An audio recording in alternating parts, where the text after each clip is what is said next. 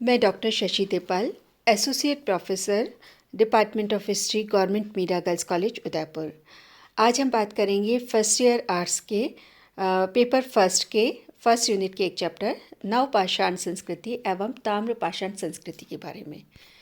जब हम इतिहास की बात करते हैं तो मानव के विकास की कहानी का संपूर्ण लेखा जोखा यद्यपि इतिहास की विषय वस्तु है, लेकिन इतिहास में हम उस काल की गणना इतिहास जो है उसमें हम उस काल से गणना प्रारंभ करते हैं जब से लिपिबद्ध विवरण मिलना प्रारंभ होता है।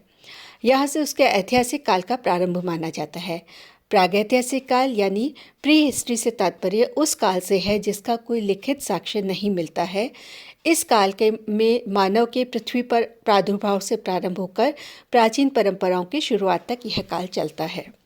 वस्तुतः लिपि प्रचलन से पूर्व अर्थात पाषाण काल से संबंधित संस्कृतियों को प्रागैतिहासिक काल के अंतर्गत रखा जा सकता है। Doctor H.D. संकालिया ने कहा है, लिपि ज्ञान से पूर्व किसी क्षेत्र, देश, राष्ट्र, मानव इतिहास ही प्रागैतिहासिक है। विश्व संदर्भ में लिपि का आविष्कार 3000 ईसा पूर्व में पश्चिम एशिया में हुआ और यह लिपि जो है पढ़ी जा सकी है।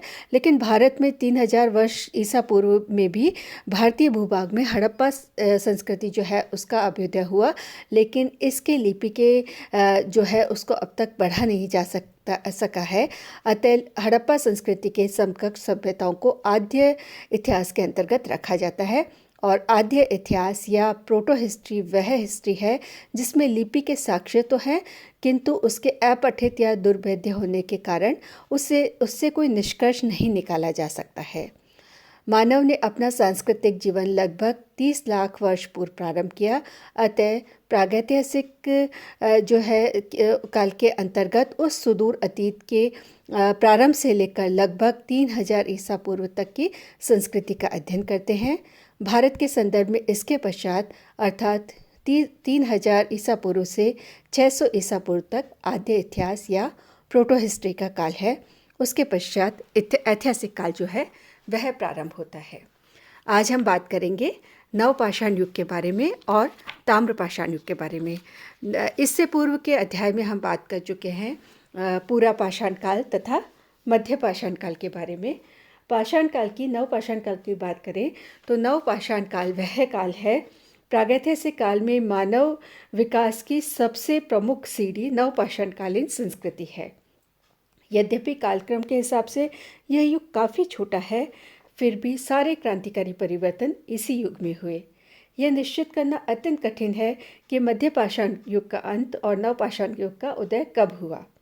वस्तुतः मनुष्य ने जिस समय से सुचारू रूप से कृषि कर्म को प्रारंभ किया, अर्थात वह भोजन संग्राहक से भोजन उत्पादक यानी फूड गैदरर से फूड प्रोड्यूसर बन गया, उसी समय से नवपाषाण युग का प्रारंभ मानना चाहिए।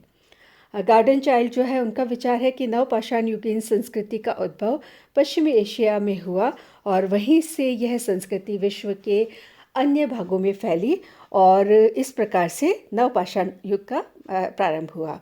भारत में अनेक नवपाषाणिक बस्तियों के प्रमाण मिले हैं। सबसे पहला और स्पष्ट प्रमाण मेहरगढ़ जो पाकिस्तान में है वहाँ से मिलता है और यहाँ से पता चलता है कि सबसे पहले जो कृषि के साक्ष्य, कृषि उत्पादन के साक्ष्य, उनका उदाहरण या उसके बारे में जो साक्ष्य है वो यहीं से प्राप्त होते हैं।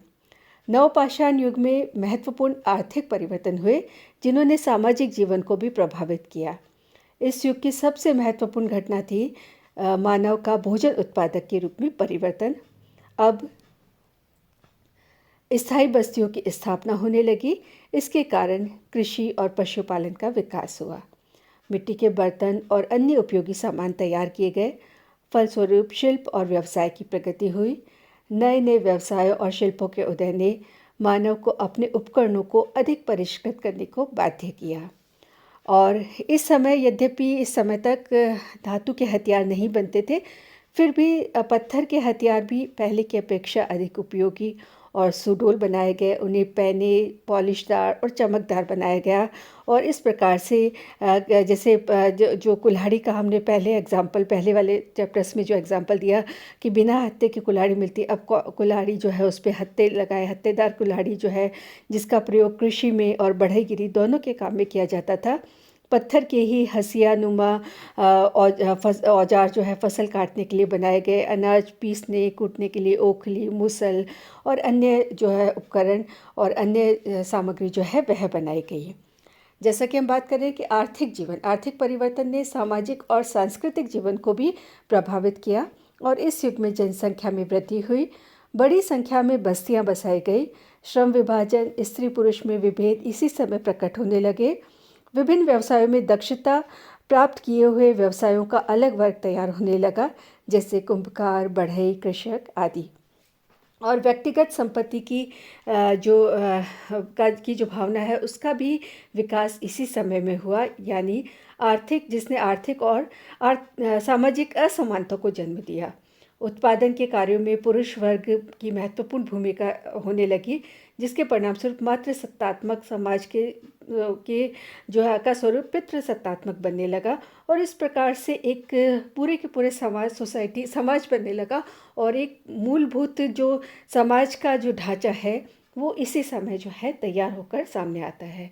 तो इस प्रकार से नव पाषाण युग में ही सभ्यता के मूल तत्व जो है वे प्राप्त होते हैं, जिनका विकास धातु युग में हुआ। कृषि, पशुपालन, शिल्प, व्यवसाय इसी काल में विकसित हुए। आर्थिक परिवर्तनों ने सामाजिक परिवर्तन भी ला दिए। कबीले, समाज, परिवार, पितृसत्तात्मक तत्व, व्यक्तिगत संपत्ति की भावना का उदय, शासन का प्रारंभिक स्वरूप, धर्म के प्रति लोगों की बढ़ती आस्था आदि जो है इसी युग में प्रारंभ होते हैं और इन परिवर्तनों का मानव सभ्यता के विकास में बहुत बड़ा योगदान रहा। आगे चलकर धातु युग में इनकी और अधिक प्रगति हुई और मानव बर्बर से सभ्य बन सका। वस्तुतः नवपाषाणिक ग्राम्य संस्कृतियों ने ही कांस्य युगीन शहरी सभ्यताओं के उदय का मार्ग प्रशस्त किया। तो इस प्रकार से नवपाषाण संस्कृति अपने आप में, इससे पूर्व की अगर हम बात करें तो पूर्व के जो दोनों पाषाण काल है, पूर्व पाषाण काल और मध्य पाषाण काल से एक आमूल परिवर्तन जो है वो नवपाषाण में आया और नवपाषाण से हम जो कह सकते हैं कि कृषि करना, खेती करना, सब फूड प्रोड्यूसर वह बन गया, समाज और सोसाइटी उसने अपने कबीलों की, अपने परिवार और इस प्रकार से जो सभ्यता के मूल जो एस्पेक्ट्स होते हैं वो हमें यहाँ पर दिखाई देते हैं नवपाषाण युग के अंतर्गत। इसके पश्चात हम बात करें तो नवपाषाण काल में हमें कुछ उपकरण मिलते हैं और जैसे सेल्टस या चिकनी कुल्हाड़ी जो है वह मिलती है, बसूली है, छेनी है जो छोटी हथौड़ी जो है जो बढ़ई के काम आने वाला उपकरण है और अन्य कामों में भी आती थी। वलय प्रस्तर या रिंग स्टोन ये छोटे मोटे गोलाकार और आयताकार पाषाण हैं जिनके सतह को घिसकर चिकना बनाया जाता था और इनके मध्यवर्ती भाग में आधा या 1 इंच के व्यास का छिद्र होता था और इस प्रकार से इसका काम जो है मतलब गदा शीर्ष जो है वह भी कहा जाता था, रिंग स्टोन इसे कहा जाता था। फिर है प्रस्तर हथौड़ा, पत्थर के हथौड़े जिन्हें ब्लेड उपकरण बनाने में या घिसने में काम लिया जाता था। फिर है सिल लोढ़ा, जैसे सिल बट्टा जो किचन के रसोई घर के काम में आता है, उस प्रकार के उपकरण।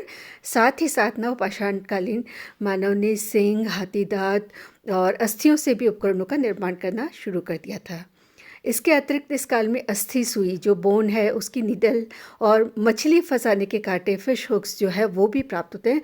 तो इस प्रकार से बहुत सारे उपकरणों को बनाना और उनकी सतह को तराशना और बहुत सही तरीके से, मतलब हर चीज़ को जो है बिल्कुल पॉलिश्ड वे में और बहुत सही तरीके से करना जो है वो अब उनको आ चुका था। तो नवपाषाण संस्कृति तक आते आते मनुष्य ने अपने काफ़ी कुछ प्रगति जो है वो हमें यहाँ पर दिखाई देती है।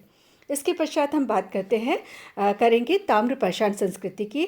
और ताम्रपाषाण युग के बाद जो ताम्रपाषाण संस्कृति जिसे हम चैल्कोलिथिक एज के नाम से जानते हैं, यानी कि मनुष्य पाषाण युग के पश्चात धातु युग में प्रवेश करता है। जब वह पत्थर का प्रयोग करते हुए धातु का प्रयोग करना सीखा तो दोनों का एक साथ प्रयोग कर रहा था, तो उसी संस्कृति को ताम्रपाषाण संस्कृति या चैल्कोलिथिक एज के नाम से जाना जाता है। और उसके पश्चात धातु युग की शुरुआत होती है। नवपाषाण युग के अंतिम चरण में धातु और विशेष रूप से तांबे का व्यवहार प्रारंभ हुआ।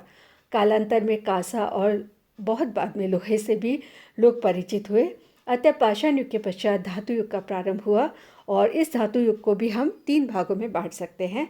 ताम्र युग यानी द कॉपर एज, और कांस्य युग ब्रॉन्ज एज, जिसमें उसने कांस्य, इसमें विशेष रूप से हम हड़प्पा संस्कृति की बात करेंगे, और उसके पश्चात लोह युग हुआ। और इन्हीं तीनों चरणों में मानव सभ्यता का उदय हुआ। ताम्र युग में यद्यपि तांबे के हथियार और उपकरण प्रधानतः व्यवहार में लाए गए, फिर भी पत्थर के पुराने हथियारों का प्रयोग भी होता रहा। अतः ताम्र युग को ताम्र पाषाण संस्कृति के नाम से या चैल्कोलिथिक या स्टोन कॉपर एज के नाम से भी जाना जाता है। धातु युग से पहले 2 कालों का अंतराल बहुत छोटा है, और यहाँ पर हम अब बात करेंगे ताम्र पाषाण संस्कृति के बारे में। ताम्र पाषाण संस्कृति जो है, ताम्र पाषाण युग में आर्थिक व्यवस्था में महत्वपूर्ण परिवर्तन हुए। तांबे के आविष्कार लगभग जो है ने उत्पादन में वृद्धि ला दी। हल, बैल, जुए, पहिए, नाव, मुहर के ज्ञान से उत्पादन बढ़ा, विनिमय का प्रसार हुआ और व्यक्तिगत स्वामित्व की भावना जो है उसमें अभिवृद्धि हुई। कबीले से राज्य की तरफ बढ़ने की प्रक्रिया प्रारंभ हुई। परिणाम स्वरूप ताम्रयुगीन ग्राम्य संस्कृतियों ने कांस्ययुगीन शहरी सभ्यता की पृष्ठभूमि जो है वह तैयार की। यहाँ पर हम बात कर रहे हैं चैल्कोलिथिक एज की, और इसके अंतर्गत भारत में विभिन्न भागों से अनेक ताम्र पाषाणिक स्थल जो है वह प्रकाश में आए, जहाँ विकसित ग्राम्य सभ्यता के साक्ष्य मिलते हैं। इस संस्कृति से संबंध स्थल दक्षिण पूर्व राजस्थान, पश्चिमी मध्य प्रदेश, महाराष्ट्र, पूर्वी भारत में पाए गए। राजस्थान की बनास घाटी में 2 प्रमुख स्थल प्रकाश में आए, आहड़ और गिलुंड। इन दोनों स्थलों पर बड़ी बस्तियों के प्रमाण मिलते हैं। मानव मिट्टी और पत्थर से बने मकान जो है वो मिट्टी और पत्थर से बने हुए थे, और गिलुंड में पकाई हुई ईंटें भी मिलती है। मकानों में तंदूर भी मिलते हैं। मिट्टी के बर्तन काले और लाल रंग के साथ साथ ताम्र उपकरण भी बहुतायत से मिलते हैं। तांबे की खानों से तांबा प्राप्त कर उसे गलाया जाता था। विभिन्न उपकरण और आभूषण उससे बनाए जाते थे, जैसे अंगूठी, चूड़ी, चाकू, कुल्हाड़ी आदि। तांबे के उपकरण यहाँ से संभवतः जो है मध्य प्रदेश और दक्षिण भारत में भी भेजे जाते थे। और जो हम राजस्थान की बात कर रहे हैं, यहाँ से कृषि, पशुपालन, मृण मूर्तियाँ, मनके, मोहरे आदि के भी प्रमाण जो है हमें मिलते हैं। तो इस प्रकार से ताम्रपाषाण युग में जहाँ पत्थर का प्रयोग, पत्थर जो है उसके उपकरण या उसके हथियार जो बनाए जाते थे, जो हम बात कर चुके हैं कि किस प्रकार से जो नवपाषाण संस्कृति है वहाँ तक आते आते पत्थर को बहुत अच्छे से तराश कर उन्होंने प्रयोग करना प्रारंभ कर दिया था। अब जो है उसके साथ साथ में धातु का प्रयोग भी होने लगा, और यहाँ पर तांबे के औजारों के साथ साथ पाषाण से बने उपकरण जो है वो प्राप्त होते हैं, और उन्हीं को हम ताम्र पाषाण या संस्कृति के नाम से जानते हैं। और इसमें जैसे कि हमने बात की कि बहुत सारे स्थल जो है मिलते हैं। आर्थिक दृष्टि से इनमें कोई विशेष अंतर नहीं मिलता है। सामान्य रूप से ये आत्मनिर्भर इकाइयों, विभिन्न इकाइयों के रूप में दिखाई देते हैं। और पाषाण युग जो है, नवपाषाण युग के पश्चात धातु की खोज ने जो तत्कालीन मानव के जीवन है उसमें एक बार बहुत बड़ा परिवर्तन किया। अब तक पाषाण निर्मित उपकरणों द्वारा खाद्य सामग्री का उत्पादन करता था, लेकिन धातु के उपकरणों के प्रयोग ने उसके उत्पादन की मात्रा और गुणवत्ता में परिवर्तन कर दिया। ये धातु नवीन के जो निर्मित नवीन उपकरण थे अपेक्षाकृत अधिक कारगर और स्थायी थे। इस अतिरिक्त उत्पादन ने उसे नागरिक जीवन, जैसे कि हमने बात की कि अब वो इसी ग्राम्य व्यवस्था से वह शहरी संस्कृति की ओर जो है वह अग्रसर होने लगा। और इस प्रकार से ताम्रपाषाण संस्कृति अपने आप में एक विशेष स्थान जो है वह अपना रखती है। जैसा कि हमने बात की कि बहुत सारे मनके, तांबे के आभूषण और मृण मूर्तियाँ, मोहरे आदि सब कुछ मिलते हैं। और इसी प्रकार से नवदा टोली से सुनियोजित बस्ती, लाल काले रंग के मृदभांड, तांबे के उपकरण, गेहूँ, मसूर, चना, मटर, चावल आदि की कृषि के प्रमाण भी मिलते हैं। महाराष्ट्र में भी अनेक ताम्र पाषाणकालीन स्थल जो है वो प्रकाश में आए हैं, जिसमें नासिक, जौरवे, नेवासा, दैमाबाद, चंदोली, सोनगांव, इनामगांव आदि है। और यहाँ से जो है चाक निर्मित मृदभांड जो है वो मिलते हैं, टोटीदार एक विशेष बर्तन मिलता है, सूक्ष्म पाषाण के उपकरण मिलते हैं, ताम्र निर्मित उपकरण यहाँ से मिलते हैं। साथ ही साथ में बहुत सारे कृषि के प्रमाण, पशुपालन के प्रमाण और उनके घरों के प्रमाण, किस प्रकार से घर में चूल्हा तंदूर इनके प्रमाण। तो जो हम धीरे धीरे जिस प्रकार से जिस क्रम में हम आगे बढ़ रहे हैं, हम देखते हैं कि कैसे मनुष्य का जीवन प्रारंभ होता है, कैसे वह जंगली जीवन व्यतीत कर रहा था, कैसे वह असभ्य था और असभ्य से वह धीरे धीरे हर चीज़ जो है अपनी प्रकृति में सर्वत्र चारों तरफ देखकर वह अपने किस प्रकार से सीखा और धीरे धीरे जो है उसको सूत काटने और वस्त्र बुनने की कला भी उसको ज्ञात थी। तो यहाँ तक वो पहुँचा। बहुमूल्य पत्थर के मनके बनाते थे, मात्र मतलब बहुत सारी चीज़ें जो है वो हमें यहाँ पर दिखाई देती है। तो इस प्रकार से ताम्रपाषाण कालीन संस्कृति, जिसमें पत्थर के साथ साथ अब तांबे का प्रयोग भी उसने करने लग गया था। धातु युग जो है उसकी एक तरीके से शुरुआत हो गई थी। पत्थर और धातु दोनों का जो मिश्रित प्रयोग हमें यहाँ पर दिखाई देता है। तो ये ताम्रपाषाण संस्कृति ने जो है मानव के इतिहास में एक बहुत बड़ा परिवर्तन किया, एक आमूलचूल परिवर्तन किया। इस प्रकार से ताम्रपाषाण संस्कृति जो है वह अपने आप में अपना एक विशेष योगदान रखती है। इसके पश्चात जो है धातु युग की प्रारंभ होता है और धातु की शुरुआत जो है ताम्रपाषाण संस्कृति से ही प्रारंभ हो जाती है, जब सर्वप्रथम तांबे का प्रयोग किया जाने लगा। और सिंधु घाटी की सभ्यता या हड़प्पा सभ्यता तक आते आते उसने कांसे का बहुतायत से प्रयोग करना शुरू किया, जिसमें तांबे में टिन को मिलाकर कांसा बनाना प्रारंभ किया और उसके बहुतायत से प्रमाण मिलने के कारण हम हड़प्पा संस्कृति को ताम्रपाषाण संस्कृति के नाम से जानते हैं। तो इस प्रकार से कैसे मनुष्य जीवन की शुरुआत जो है पूर्व पाषाण काल से प्रारंभ होती है और उसके अंदर भी हम पूर्व पूरा पाषाण काल, मध्य पूरा पाषाण काल और उत्तर पूरा पाषाण काल की बात कर चुके हैं। उसके पश्चात मध्य पाषाण युग आया। धीरे धीरे वह पूर्व पाषाण से या पूरा पाषाण से निकलकर कैसे मध्य पाषाण युग में प्रवेश करता है और जब मध्य पाषाण से वह नव पाषाण काल में आता है तो अग्नि का प्रयोग, पहिए का प्रयोग, जो बहुत क्रांतिकारी परिवर्तन मनुष्य के जीवन के सर्वाधिक महत्वपूर्ण दो हम कह सकते हैं कि जो सबसे महत्वपूर्ण उसके मतलब जो अनुसंधान या सबसे महत्वपूर्ण खोज हम मनुष्य के जीवन की कह सकते हैं वो ये थी। और इसके साथ में मनुष्य के जीवन में एक आमूल परिवर्तन आता है, आमूलचूल परिवर्तन आता है। वह असभ्यता से सभ्यता की ओर और एक बिल्कुल विकसित व्यवस्था के अंतर्गत पहुंचता है। और इस प्रकार से नवपाषाणकालीन संस्कृति, तत्पश्चात ताम्रपाषाण संस्कृति और उसके पश्चात धातु युग में प्रवेश करके कैसे मनुष्य का जीवन जो है वो आगे बढ़ता है। प्रागैतिहासिक काल से हम आद्य इतिहास में आते हैं और आद्य इतिहास के साथ में हम किस प्रकार से ऐतिहासिक युग के अंदर प्रवेश करते हैं, ये हम इसके अंतर्गत देखते हैं।